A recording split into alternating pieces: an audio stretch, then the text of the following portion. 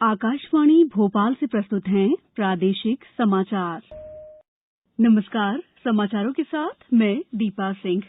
पहले मुख्य समाचार। इंजीनियरिंग कॉलेजों में दाखिले के लिए होने वाली संयुक्त प्रवेश परीक्षा जेईई 18 जुलाई से और नीट 26 जुलाई को होगी। असंगठित श्रमिकों के लिए मुख्यमंत्री जन कल्याण संबल योजना पुनः शुरू, पहले दिन ही वितरित किए गए 41 करोड़ रुपए। कोरोना की जंग में 30 दिन तक अपनी सेवाएं देने वाले पुलिसकर्मियों को मिलेगा कर्मवीर पदक। और प्रदेश में कोरोना संक्रमित लोगों की संख्या 3,000 के करीब, देश भर में अब तक 12,000 से ज्यादा हुए स्वस्थ। अब समाचार विस्तार से। कोरोना महामारी के कारण लॉकडाउन को देखते हुए देश के इंजीनियरिंग कॉलेजों में दाखिले के लिए होने वाली संयुक्त प्रवेश परीक्षा जेईई 18 जुलाई से होगी, जबकि नीट की परीक्षा 26 जुलाई को होगी। मानव संसाधन विकास मंत्रालय के आधिकारिक सूत्रों के अनुसार जेईई की मुख्य परीक्षा 18, 20, 21, 22 और 23 जुलाई को तथा नीट परीक्षा 26 जुलाई को होगी। देश के आईआईटी में प्रवेश के लिए जेईई एडवांस की परीक्षा अगस्त में होगी और उसकी तिथियों की घोषणा बाद में की जाएगी। इन परीक्षाओं का आयोजन राष्ट्रीय टेस्टिंग एजेंसी करती है। मुख्यमंत्री शिवराज सिंह चौहान ने आज असंगठित क्षेत्र के श्रमिकों के लिए मुख्यमंत्री जन कल्याण संबल योजना को फिर शुरू किया है। इस दौरान श्री चौहान ने संबल योजना के श्रमिकों को विभिन्न योजनाओं के अंतर्गत 41 करोड़ रुपए की राशि सिंगल क्लिक के माध्यम से उनके खातों में ट्रांसफर की। उन्होंने कई लोगों से वीडियो कॉन्फ्रेंसिंग के जरिए भी बात की। गौरतलब है कि संबल योजना के अंतर्गत असंगठित श्रमिकों की सामान्य मृत्यु की दशा में 2 लाख रुपए की सहायता राशि का प्रावधान है। वहीं दुर्घटना में मृत्यु की दशा में अनुग्रह सहायता राशि 4 लाख रुपए, अस्थायी अपंगता पर 2 लाख रुपए और आंशिक अपंगता में अनुग्रह राशि 1 लाख रुपए देने का प्रावधान है।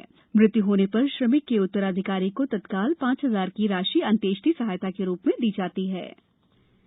प्रदेश के गृह, लोक स्वास्थ्य और परिवार कल्याण मंत्री डॉक्टर नरोत्तम मिश्रा ने आज पुलिस मुख्यालय में वरिष्ठ पुलिस अधिकारियों के साथ आयोजित बैठक में कहा कि उन सभी पुलिसकर्मियों को कर्मवीर पदक से सम्मानित किया जाएगा जिन्होंने कोरोना की जंग में 30 दिन तक अपनी सेवाएं दी। उन्होंने कहा कि डायल 100 अब लोगों की शिकायत पर घर जाकर एफआईआर दर्ज करेगी। शीघ्र ही इसके लिए आवश्यक कदम उठाए जा रहे हैं। डॉक्टर मिश्रा ने पुलिसकर्मियों की क्रमोन्नति, पदोन्नति पर निर्णय लिए जाने संबंधी आवश्यक कार्रवाई सफलतापूर्वक की जाए। वर्तमान में 86 पुलिसकर्मी और 5 होमगार्ड के जवान, कुल 91 कर्मचारी कोरोना संक्रमित होकर उपचाररत हैं। नोबेल पुरस्कार से सम्मानित प्रसिद्ध अर्थशास्त्री प्रोफेसर अभिजीत बनर्जी ने कहा है कि लॉकडाउन के दौरान लोगों को नगद पैसा देने के बजाय अस्थायी राशन कार्ड बनाकर उनको भोजन देना चाहिए और अर्थव्यवस्था को पटरी पर लाने के लिए आर्थिक पैकेज घोषित होना चाहिए। प्रोफेसर बनर्जी ने कांग्रेस के पूर्व अध्यक्ष राहुल गांधी के साथ बातचीत में आज कहा कि उन्हें लगता है कि नकदी सिर्फ जरूरतमंद तक ही पहुंचनी चाहिए। इसलिए सुनिश्चित किया जाना चाहिए कि समाज में जो सबसे गरीब है उसके पास नकदी पहुंचे। प्रोफेसर बनर्जी ने कहा कि जरूरतमंदों के लिए इस समय अस्थायी राशन कार्ड की जरूरत है, इसलिए अन्य राशन कार्ड रोककर अस्थायी राशन कार्ड शुरू किए जाएं। पहले 3 महीने के लिए और आवश्यकता पड़ने पर इसकी अवधि बढ़ाई जा सकती है। प्रदेश में उद्योगों और श्रमिकों के हित में 4 केंद्रीय और 3 राज्य अधिनियमों में संशोधन कर लोक सेवा प्रदाय गारंटी अधिनियम में 18 सेवाओं को एक दिन में देने का प्रावधान किया जा रहा है। मुख्यमंत्री शिवराज सिंह चौहान ने अधिकारियों के साथ बैठक में विभिन्न अधिनियमों में प्रस्तावित संशोधनों में बिंदुवार चर्चा कर कोरोना के बाद उत्पन्न स्थिति में आगामी 1000 दिनों में उद्योगों को विभिन्न रियायतें देने की जरूरत बताई थी। श्री चौहान ने श्रम कानूनों में भी आवश्यक संशोधन के प्रस्ताव तैयार करने के निर्देश दिए हैं। राज्य सरकार ने मानवीय पहल करते हुए राज्य के 23 दिव्यांगों को गुड़गांव और दिल्ली से सुरक्षित निकालकर उन्हें उनके घर तक भेज दिया है। मार्च में कोरोना संक्रमण के कारण लॉकडाउन लागू होने के बाद से मूक और बधिर श्रेणी के दिव्यांग यहां फंसे हुए थे। पेश है एक रिपोर्ट। दिल्ली में मध्य प्रदेश के अतिरिक्त रेसिडेंट कमिश्नर की मदद से सबसे पहले सभी 23 दिव्यांग व्यक्तियों को हरियाणा में एक स्थान पर पहुंचाया गया और उसके बाद उन्हें कल ग्वालियर लाया गया। इंदौर के एक एनजीओ आनंद सर्विस सोसाइटी ने सबसे पहले सोशल मीडिया के जरिए इन दिव्यांगों की दुर्दशा को उजागर किया था और उनकी मदद के लिए मध्य प्रदेश के अतिरिक्त मुख्य सचिव आईसीपी केशरी से संपर्क किया था। संजीव शर्मा, आकाशवाणी समाचार, भोपाल। ये समाचार आप आकाशवाणी भोपाल से सुन रहे हैं। हमारे समाचारों को अब आप कभी भी और कहीं भी अपनी सुविधा के अनुसार सुन सकते हैं।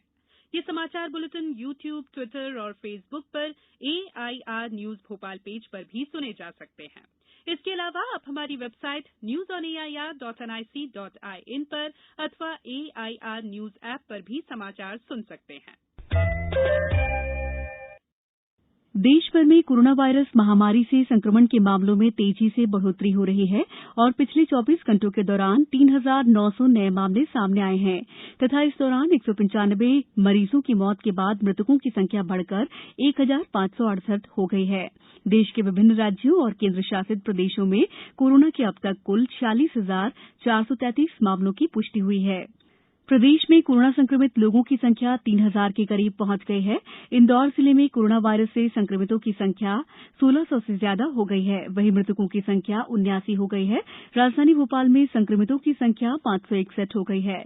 हालांकि भोपाल के विभिन्न अस्पतालों से 318 लोग अब स्वस्थ होकर अपने घर लौट चुके हैं। धार जिले में कल 21 नए मामले सामने आए हैं। खरगोन में कुल संक्रमित 79 हो गए हैं। खंडवा जिले में आज 3 नए कोरोना संक्रमित मिलने के बाद प्रभावितों की संख्या बढ़कर 50 हो गई, जिसमें 7 लोगों की अब तक मृत्यु हुई है।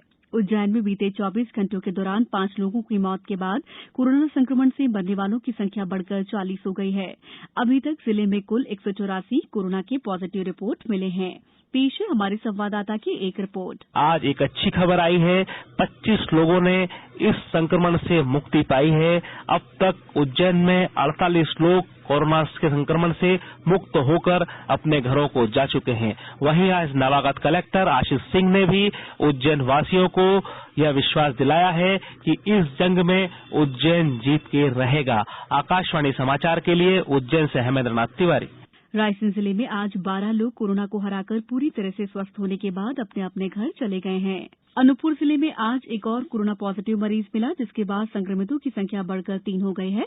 मंदसौर में आज 4 कोरोना पॉजिटिव लोगों की रिपोर्ट आने के बाद जिले में कोरोना संक्रमित व्यक्तियों की संख्या बढ़कर 40 हो गई है। वहीं कोरोना संक्रमण से अब तक 4 लोगों की मौत हो चुकी है। बैतूल जिले के आयुष विभाग द्वारा कोरोना संक्रमण से बचाव हेतु अभी तक 4 लाख से अधिक लाभार्थियों को दवाई वितरित की जा चुकी है। नीमच में मनासा विधायक अनिरुद्ध मारू ने 115 थर्मल स्कैनर भेंट किए। झाबुआ में आदिवासी विकास विभाग की टीम द्वारा 16 स्थानों पर लगभग 1,000 प्रवासी मजदूरों को सेवाएं दी जा रही हैं। अशोकनगर में आज लॉकडाउन के उल्लंघन की कार्रवाई के अंतर्गत 139 लोगों के खिलाफ चालानी कार्रवाई की गई है। आगरमालवा जिले में सांसद रोडमल नागर ने प्रशासनिक अधिकारियों और भाजपा कार्यकर्ताओं के साथ बैठक कर कोरोना महामारी से निपटने के लिए चर्चा की। सीहोर जिले में संस्थागत क्वारंटीन में रखे गए सभी 14 व्यक्तियों की रिपोर्ट नेगेटिव प्राप्त होने के उपरांत उन्हें उनके घर भेज दिया गया। सागर जिले में वर्तमान में 44 से अधिक स्थानों पर मास्क निर्माण का बड़े पैमाने पर काम चल रहा है।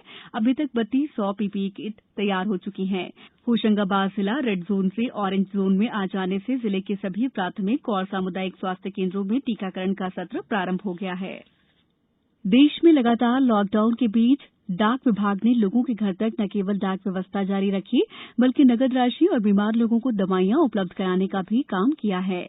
इंडिया पोस्ट के सहायक निदेशक आर.के. चौरसिया ने बताया है कि भारत सरकार द्वारा जनधन खातों में भेजी गई राशि और पेंशन दुर्लभ पहुंच वाले नीमच जिले के आदिवासी कोंजा जैसे गांवों में भी हितग्राही को मिली है। ये गांव खेड़ों में बैंकें बंद है, कुछ भी नहीं हो पा रहा, तो ऐसे में हमारे डाक विभाग द्वारा जो ग्रामीण डाक सेवक है उनके द्वारा आधार इनेबल सेवाएं के माध्यम से लोगों को घर पे जाकर उनके पैसे राशि की डिलीवरी की जा रही है। इसके लिए हमारे यहाँ जो मोबाइल ऐप है आईपीपीबी का मोबाइल ऐप, उस मोबाइल ऐप पे जिस व्यक्ति का खाता खुला हुआ है उनको केवल अपना आधार नंबर दिखाना और अपना अंगूठा लगाना है ऐप पे, तो उनके आधार में उनकी पहचान होकर उनके खाते से उनके दरवाजे पर हमारे पोस्टमैन द्वारा पेमेंट किए जा रहे हैं। एईपीएस की विशेष सुविधा के कारण ही डाक विभाग किसी भी बैंक के किसी भी खाता धारक की राशि को डाकघर और डाक सेवक के माध्यम से मूल हितग्राही तक पहुंचा सकता है।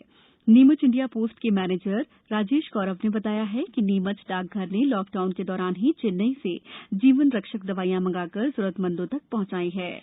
क्योंकि लॉकडाउन था तो जो खासकर की जो ग्रामीण क्षेत्रों में जनता थी वो अपने बैंक शाखा तक पहुंचने में असमर्थ थी, तो जो भी इस प्रकार की जनता थी उसकी सहायता वहां के पास में जो पोस्ट ऑफिस में कार्यरत स्टाफ था उसने एईपीएस के द्वारा उनकी राशि का भुगतान करके उनकी बहुत सहायता की है। नीमच से दिनेश प्रजापति के साथ समाचार कक्ष से मैं दीपा सिंह। अब कुछ समाचार संक्षेप में। चित्रकूट स्थित महात्मा गांधी चित्रकूट ग्रामोदय विश्वविद्यालय में 10 मई को सेमिनार आयोजित होगा। शिवपुरी जिले में गरज चमक के साथ बारिश के बाद ओले गिरे। विदिशा जिला अस्पताल में कोविड-19 से लड़ने अमेरिकन इंडिया फाउंडेशन द्वारा आवश्यक सामग्री उपलब्ध कराई गई है। रायसेन जिले के देवरी थाना क्षेत्र स्थित नर्मदा नदी में आज सुबह 3 युवक डूब गए, जिनमें 2 की मौत हो गई जबकि एक लापता है, जिसकी तलाश की जा रही है। सिवनी में बीती रात्रि कातलवोड़ी के पास एक डंपर से बाइक टकरा गई, जिसमें बाइक सवार 2 आरक्षकों की मौके पर ही मौत हो गई। राजगढ़ में कलेक्टर नीरज कुमार सिंह ने स्थानीय कलेक्ट्रेट सभाकक्ष में नगरीय निकायों में पेयजल आपूर्ति की समीक्षा की। सीधी जिले में उपार्जन प्रक्रिया सोशल डिस्टेंसिंग के साथ सुचारू और व्यवस्थित रूप से संपादित की जा रही है। अंत में मुख्य समाचार एक बार फिर। इंजीनियरिंग कॉलेजों में दाखिले के लिए होने वाली संयुक्त प्रवेश परीक्षा जेईई 18 जुलाई से और नीट 26 जुलाई को होगी। असंगठित श्रमिकों के लिए मुख्यमंत्री जन कल्याण संबल योजना पुनः शुरू, पहले दिन ही वितरित किए गए 41 करोड़ रुपए। कोरोना की जंग में 30 दिन तक अपनी सेवाएं देने वाले पुलिसकर्मियों को मिलेगा कर्मवीर पदक। और प्रदेश में कोरोना संक्रमित लोगों की संख्या 3,000 के करीब। देश भर में अब तक 12,000 से ज्यादा हुए स्वस्थ। इस बुलेटिन में बस इतना ही। घर में रहिए, सुरक्षित रहिए और सुनते रहिए आकाशवाणी। नमस्कार।